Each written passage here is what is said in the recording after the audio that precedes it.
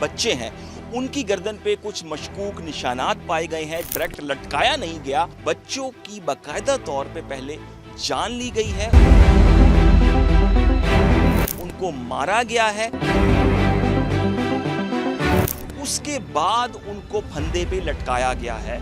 उनकी जान फांसी के फंदे पर लटकने से नहीं गई, उनकी जान उससे पहले जा चुकी थी। और इस वक्त हम निश्तर अस्पताल मुल्तान में मौजूद हैं। अगर हम सूरत हाल की बात करें, गुज़श्ता रात जो अफसोसनाक वाक़या पेश आया था उसके बाद उसमें कुछ पेशरफ्त हुई है।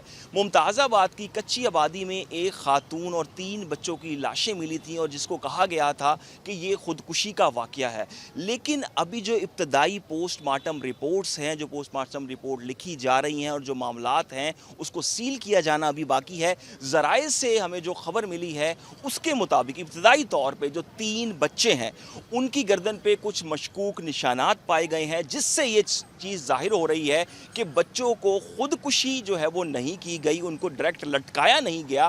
पोस्टमार्टम ज़राए के मुताबिक अब तक की जो सूरत हाल है उसमें बच्चों की बाकायदा तौर पे पहले जान ली गई है, उनको मारा गया है, उसके बाद उनको फंदे पे लटकाया गया है। तो ये तमाम तर सूरत हाल अब तक सामने आई है। और अल्लाह दित्ता जो कि खातून के भाई हैं उनकी मदयत में जो मुकदमा दर्ज किया गया, ख़ासतौर पर अगर उसकी बात करें, उसके मुताबिक जो खातून के शौहर हैं उनको भी अब तक गिरफ़्तार कर लिया जा चुका है। और जो पोस्टमार्टम अब आ रहा है वो इंतहाई अफसोसनाक और दिल दहला देने वाली सूरत हाल है जो ज़राए से पता लग रही है हमें। उसके मुताबिक बच्चों की बाकायदा तौर पर जान लेने के बाद उनको फांसी के फंदे पर उसके बाद लटकाया गया है।